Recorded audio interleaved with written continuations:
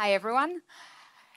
Who here can tell me what's the main thing in common between the northern lights and bugs? No, no one? Okay. They both require meticulous chasing. For example, if you want to see the northern lights, you need to travel as far north as the Arctic Circle. You need, during specific months, right? You need to be properly equipped. You need to dress good, and I mean really good. It's super cold. You need to keep track of the weather forecast, and so many other things. And still, you might not be able to catch them when you get there. The same thing can be also said about bugs. No matter how well you know your code, how well you know the system, how well you do or don't test your code, sometimes there are just those bugs that you're unable to reproduce. You don't know why they're happening, how they're happening. And after a long time, you're like, tough, I can't reproduce. I'm just going to close the Jira. But what about the users? They're still going to suffer from these bugs, right? Actually, let's move on. Hi. Here's where I come in. My name is Evelyn, and not too long ago, I was a support QA engineer reporting bugs, and today I am the one fixing or creating them as a software engineer here at Wix. And I love physics, data structures, algorithms, and yes, you guessed it right, the Northern Lights. But no, I haven't seen them yet, so broken heart. And from my 8 years so far of experience working with both users and code, if I'd had to summarize like everything, I would have one thing to say to conclude it all, and that's keep your users close and your bugs closer. So today we're going to talk about a little bit about users and bugs. I'm going to share how I perceive them, and my perception is I believe that the day that you and developers all over the world will adopt this perception, that's when quality will become the competition in the market. And I'm going to share a few ways of like how you can actually do that, how you can keep users close and bugs closer. Okay, so let's talk about users and bugs. Let's start with users. Users can tell you a lot about your bugs, and your bugs can tell you a lot about your system. So users, just an FYI, there's no joke here.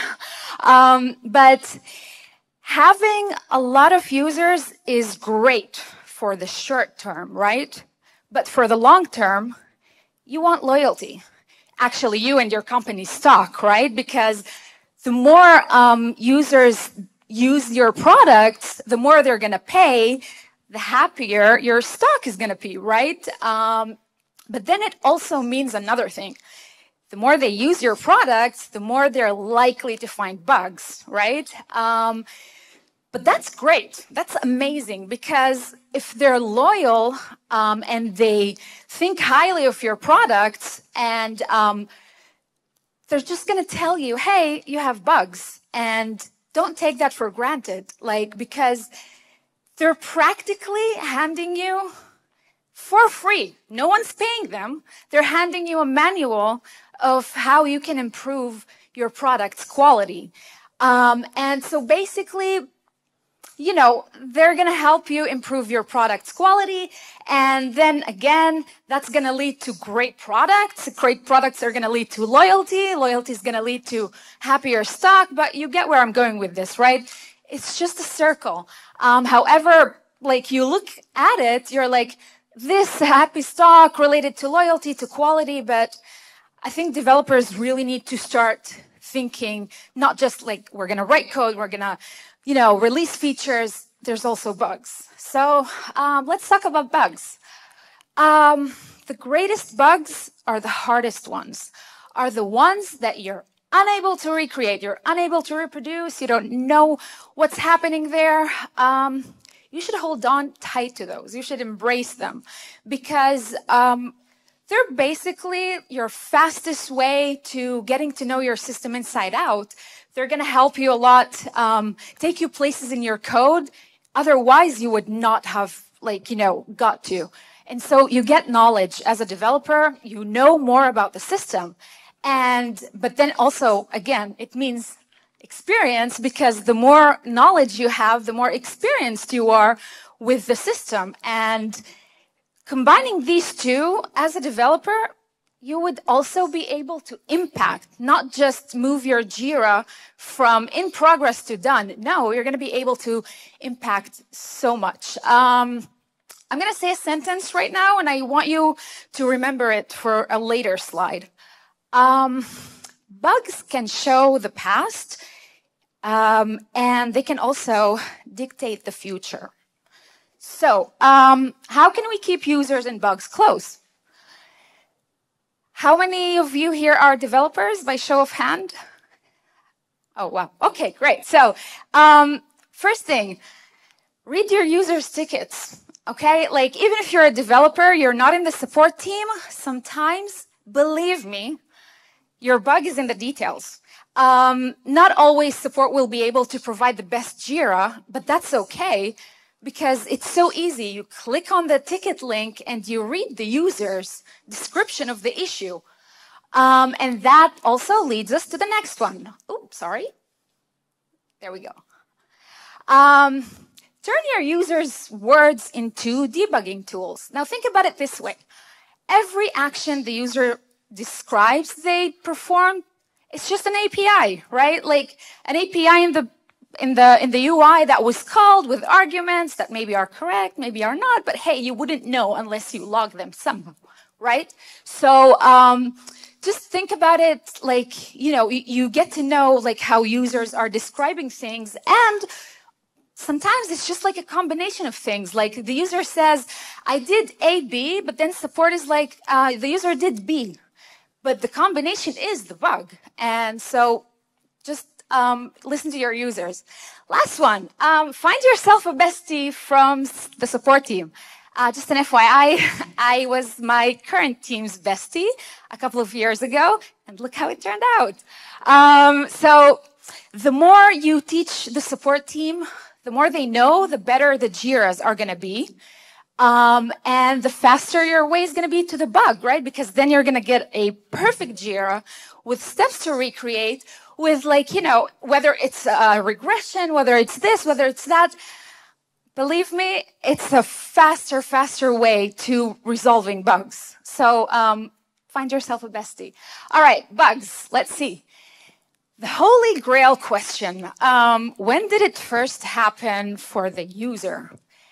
Once you make it a habit of asking yourself when you're working on any bug, when did it first happen?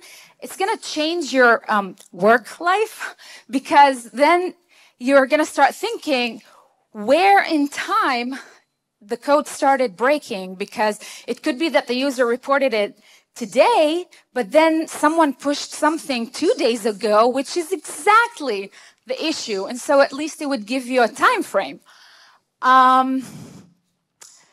Coding is the least important part.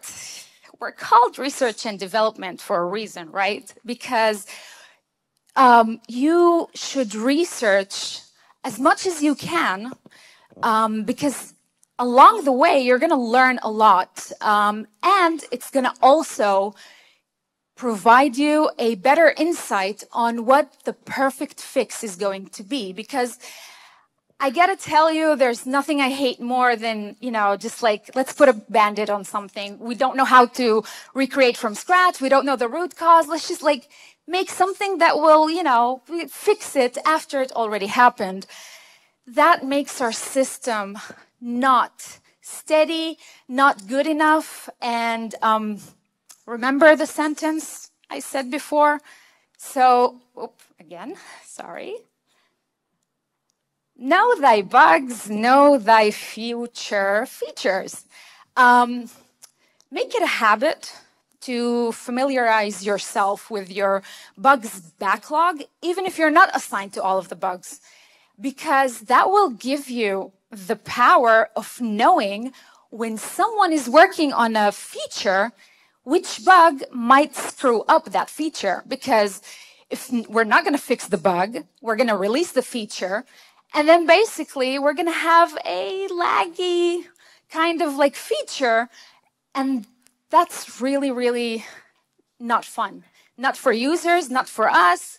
And so it's really good to be aware. And that also correlates to, you know, knowing the future and like being able to actually impact, because then you're like not just a developer, you're also impacting products, you're also impacting basically everything. And there's nothing greater than being able to impact. And it's a great opportunity for me to say that Wix is amazing at allowing you to make an impact. So do it.